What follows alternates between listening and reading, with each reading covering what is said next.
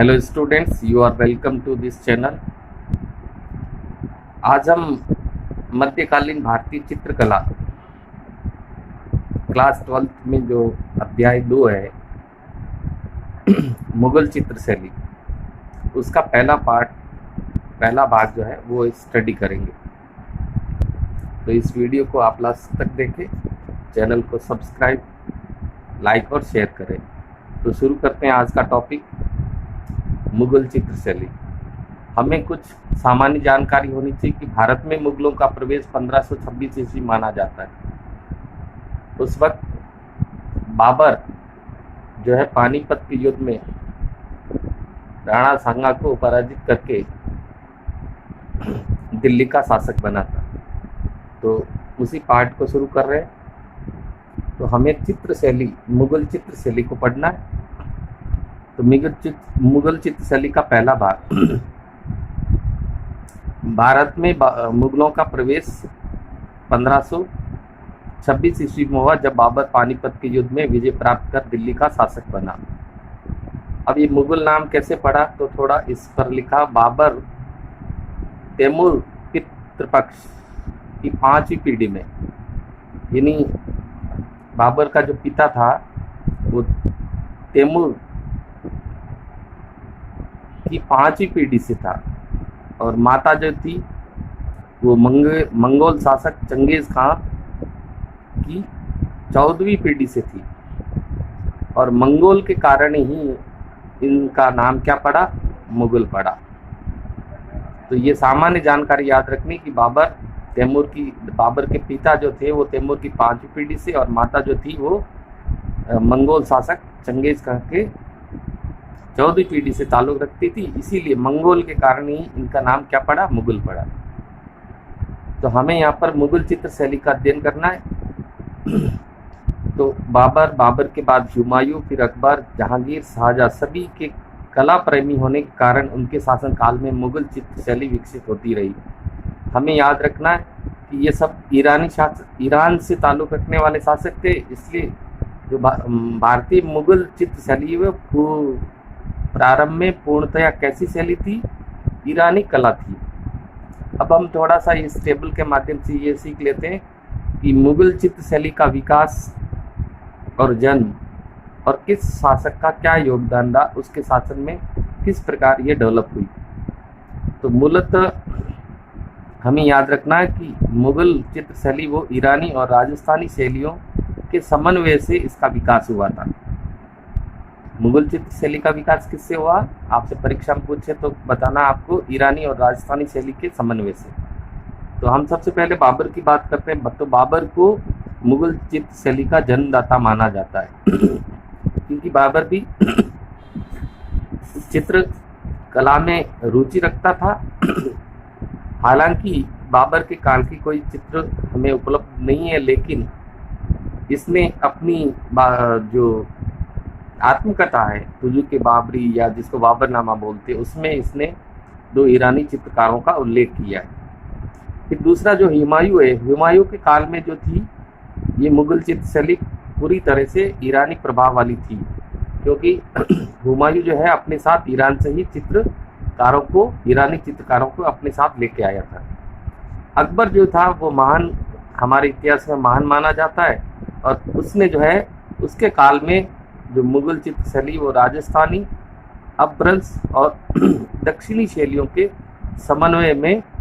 समन्वय से जो है नवीनता और मौलिकता लेकर के उभरी। यानी पूर्ण रूप से ये नवीन और मौलिक कब हो गई, जब किसका शासन था, अकबर का शासन था।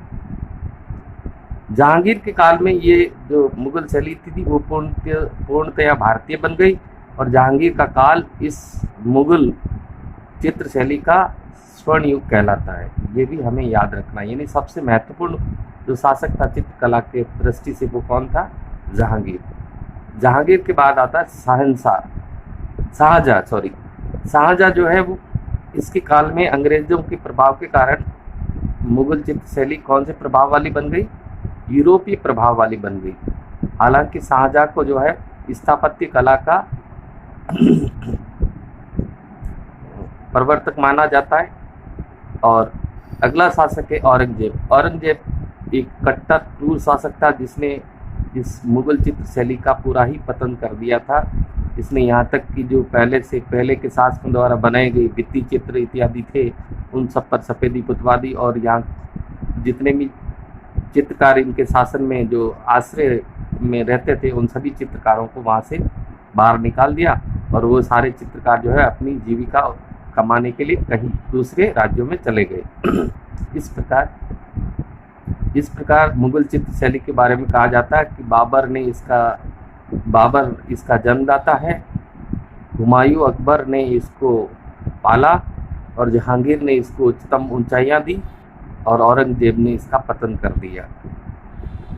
तो अब हम वन बाई वन सारे शासकों के बारे में थोड़ा सा चित्रकला में किसका क्या योगदान रहा पढ़ लेते हैं। बाबर का काल 1526 से 1530, जैसा कि 1526 में पानीपत के युद्ध से विजय प्राप्त करके भारत में दिल्ली का शासक बना, तो इसके बारे में कहा जाता है बाबर के समय के कोई चित्र उपलब्ध नहीं है, परंतु बाबर चित्रकला में रुचि रखता था, और उस रुचि के कारण ही उसने अपनी आत्मकथा तुजु के बाबरी, जिसको बाबरनामा भी बोलते हैं, इस तुजु के बाबरी या बाबरनामा में ईरानी चित्रकार बिहज़ाद, जिसको उपाधि दे रखी थी पुरु का राफेल, ये बहुत ही इंपॉर्टेंट नाम है, याद रखना है कि बाबर ने किस चित्रकार का उल्लेख अपने आत्मकथा में किया। तो बिहज़ाद, और दूसरा नाम आता है शाह मुज़फ़्फ़र, इसकी उसने उल्लेख के साथ प्रशंसा भी की थी, और बिहज़ाद को क्या बोलते हैं, पुर का राफेल। तो पुर का राफेल नाम से जाना जाने वाला ईरानी चित्रकार कौन था, बिहज़ाद। तो ये बाबर के काल का चित्रशैली या मुगल चित्रशैली में जो योगदान था उसके बारे में पढ़ा। आगे नेक्स्ट, बाबर 1530 में बाबर का देहांत हो गया, तो उसका पुत्र जो है हुमायूं शासक बना, जो 1530 से 1556 तक रहा। हुमायूं कला प्रेमी शासक तो था ही, परंतु ये संघर्षमयी शासक था। इसे थोड़े समय ही भारत में शासन करने का मौका मिला, फिर शेरशाह सूरी ने इसको यहाँ से भगा दिया था, और फिर ये ईरान के शासकों की मदद से पुनः भारत में आया, और भारत आया तब अपने साथ ईरानी चित्रकार भी लाया, और उन ईरानी चित्रकारों का नाम इतिहास के पन्नों पर आज भी अंकित है, जिसका नाम है, एक का नाम है मीर सैयद अली और दूसरा ख्वाजा अब्दुल समद। हुमायूं कला प्रेमी और संघर्षमयी शासक था। ईरान की शाह के मदद से पुनः भारत पर लौटा, जैसा कि मैंने बताया कि इसको यहाँ से शेरशाह सूरी ने, जिसको शेर खां भी बोलते, भारत से भगा दिया था युद्ध करके, हरा करके, और फिर वापस जो है हुमायूं ईरान की शाह की मदद से भारत आ गया और अपने साथ ईरानी चित्रकार लेके आया। उनमें से है मीर सैयद अली, जिसका जुदाई नाम से भी उपनाम जुदाई है, ये भी इम्पोर्टेंट है। दूसरा ख्वाजा अब्दुल समद, जिसका उपनाम सिराजी, यानी उपाधियाँ हैं। जुदाई नाम से प्रसिद्ध ईरानी चित्रकार मीर सैयद अली, और सिराजी उपनाम से प्रसिद्ध चित्रकार ख्वाजा अब्दुल समद। ये किसके काल में आए थे, हुमायूं के काल में, हुमायूं के साथ ईरान से आए थे। और इन्हीं के काल में हुमायूं के काल में दास्ता ए अमीर हमजा, जिसको हमजा नामा भी बोलते हैं, इसका चित्रण प्रारंभ किया इन्हीं चित्रकारों ने, जो अकबर के काल में पूरा हुआ। कहा जाता है कि इस चित्रण, ये चित्रित ग्रंथ जो था वो अकबर की चरित्र के निर्माण के लिए हुमायूं ने शुरू करवाया था, जो अकबर के काल में पूरा हुआ। तो हमें हुमायूं में याद रखना है कि हुमायूं के काल में 2 चित्रकार आए थे, मीर सैयद अली और ख्वाजा अब्दुल समद, यानी जुदाई और सिराजी। फिर आगे बढ़ते हैं अकबर की तरफ।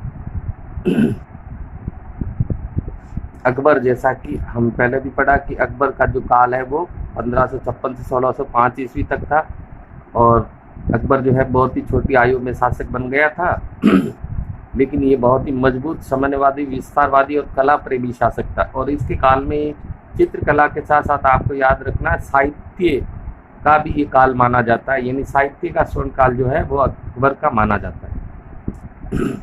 मात्र 13 साल की आयु में ये शासक बन गया। ऐसा शासक था मजबूत, समन्वयवादी, यानी सबसे हिल मिल कर रहने वाला, विस्तारवादी यानी साम्राज्य का विस्तार करने वाला, कला प्रेमी यानी कला से बहुत ही प्रेम करता था। ये जो ऊपर जिन 2 चित्रकारों के नाम है मीर सैयद अली जुदैई और ख्वाजा अब्दुल समद सिराजी। इन दोनों ही चित्रकारों ने अकबर की रुचि और नीति के अनुसार कला क्षेत्र में समन्वय की भावना भर दी। ये चित्रकार ईरानी चित्रकारों को कौन से रंगों में संजोकर काम करते थे? भारतीय रंगों में संजोकर अकबर के विचारों को इन्होंने साकार किया। अकबर के काल में ही दो भारतीय चित्रकारों का भी, प्रसिद्ध चित्रकारों का भी नाम सामने आता है। वो दो चित्रकार हैं दसवंत और बशावर। जैसे प्रतिभा संपन्न भारतीय चित्रकारों ने मुगल शैली को प्राणवान बना दिया। यानी कि ईरानी चित्रकार कौन थे? मीर सैयद अली और ख्वाजा अब्दुल समद। वही भारतीय चित्रकार भारतीय हिंदू चित्रकार जो थे दसवंत और बशावर।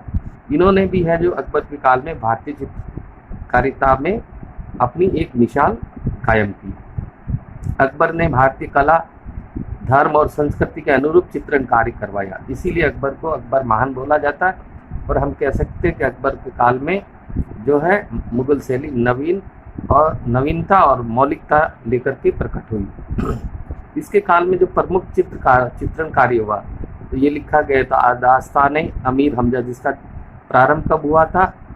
हुमायूं के काल में। शाहनामा, तारीख खानदाए तैमूरिया, रज़्मनामा, वाक़यात बाबरी, अकबरनामा, अनवार शुहली, दरानामा, रामायण, महाभारत, योग वशिष्ठ, ये सारे हिंदू ग्रंथ हैं।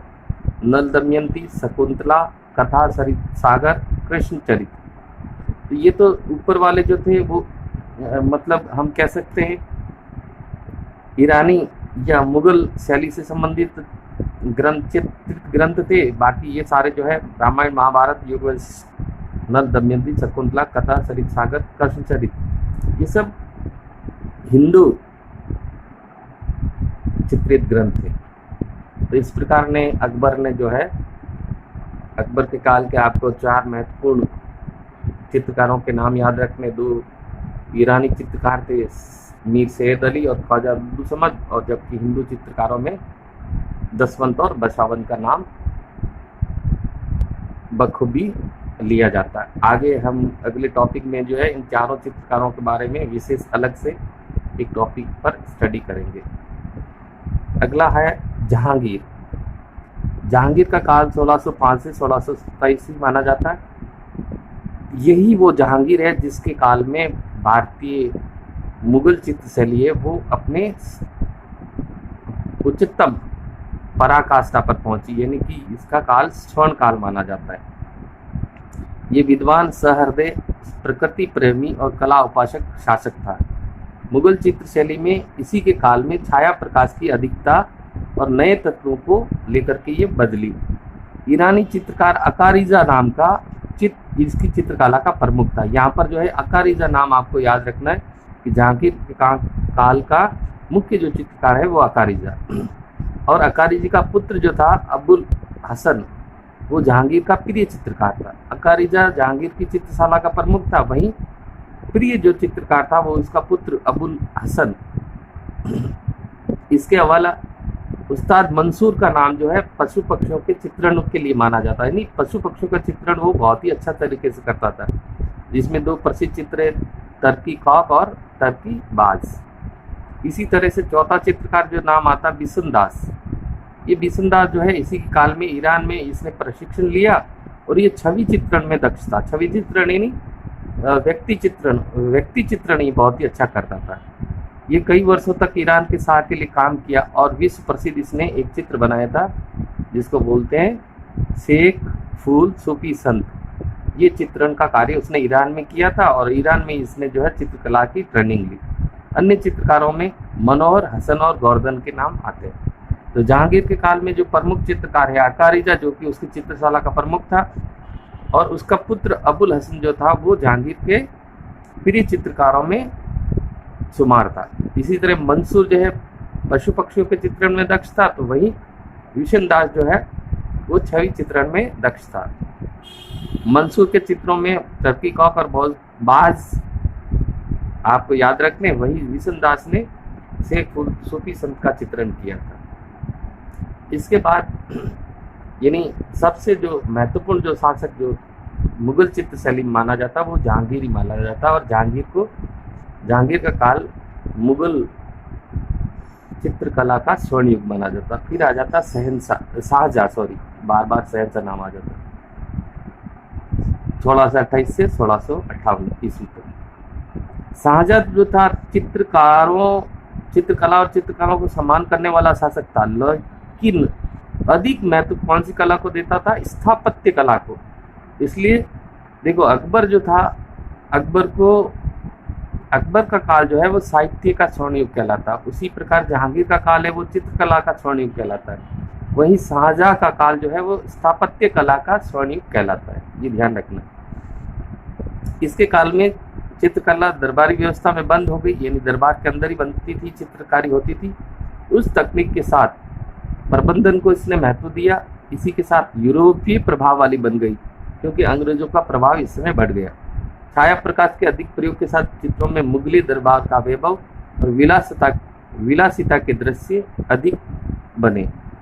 हिंदू धर्म के चित्रों में इस समय क्या आ गई? कमी आ गई। और हिंदू धर्म के चित्रों में किस समय अच्छा काम हुआ? वो अकबर के काल में। संतों से मुलाकात दरबारी दृश्यों का अवलोकन हुआ। इस समय शाह कलम नाम की एक शैली, शाह कलम के चित्र बने। ये शाह कलम क्या होता है? शाह कलम के चित्र बने। शाह कलम क्या होता है? कागज पर सरेस या अंडे व फिटकरी का अस्तर लगाकर जो चित्रण कार्य किया जाता उसको शाह कलम बोला जाता। यानी आपको ये भी विशेष याद रखना है कि शाहजहाँ के काल में एक नया जो है तकनीक काम में ली गई, वो है शाह कलम। और शाह कलम में क्या करते? कागज पर सरेस या अंडे और फिटकरी का अस्तर लगाकर काम किया जाता है। केवल काले रंग में चित्रांकन किया जाता था। होठों पर हल्का रंग प्रयोग किया जाता था। रेखांकन बहुत ही बारीक होता था। और इस काल के जो चित्रकारों में नाम आते वो है विचित्र, चित्रमन, होनहार, लालचंद। और इसके काल में जो ग्रंथ लिखा गया वो लिखा गया था शाहनामा। और अब सबसे अंतिम जो है शासक इस दृष्टि से, मुगल चित्र शैली की दृष्टि से, वो आता है औरंगजेब। 1658 से 1707 ईस्वी तक रहा था। कट्टर था, क्रूर था, कला विरोधी शासक था। यानी कला को वो धर्म के विरुद्ध मानता था। इसीलिए उसने भित्ति चित्रों पर क्या कर दी? धर्म विरुद्ध मानता था कला को, भित्ति चित्रों पर सफेदी पुतवा दी। भित्ति चित्रों से सफेदी पूर्णतः चित्रकला का कार्य बंद करवा दिया। और इसी काल में मुगल कला है या मुगल चित्रशैली है पतन उन्मुख, यानी पतन की तरफ अग्रसर होकर के पूर्णतः क्या हो गई? नष्ट हो गई। इस प्रकार से यह कहा जाता कि बाबर मुगल चित्रशैली का जन्मदाता माना जाता है। हुमायूं अकबर इसके पोषक, जहांगीर इसको सर्वाधिक ऊंचाइयों तक ले जाने वाला, शाहजहाँ ने उस चित्र शैली को कायम रखा, लेकिन औरंगजेब ने उसी चित्र शैली को पतन कर दिया। यानी मुगल चित्र शैली का पतन औरंगजेब का काल माना जाता है। और 1707 के बाद जो है, औरंगजेब के बाद बहादुर शाह जफर जो है वो मुगल शासक बन जाते हैं।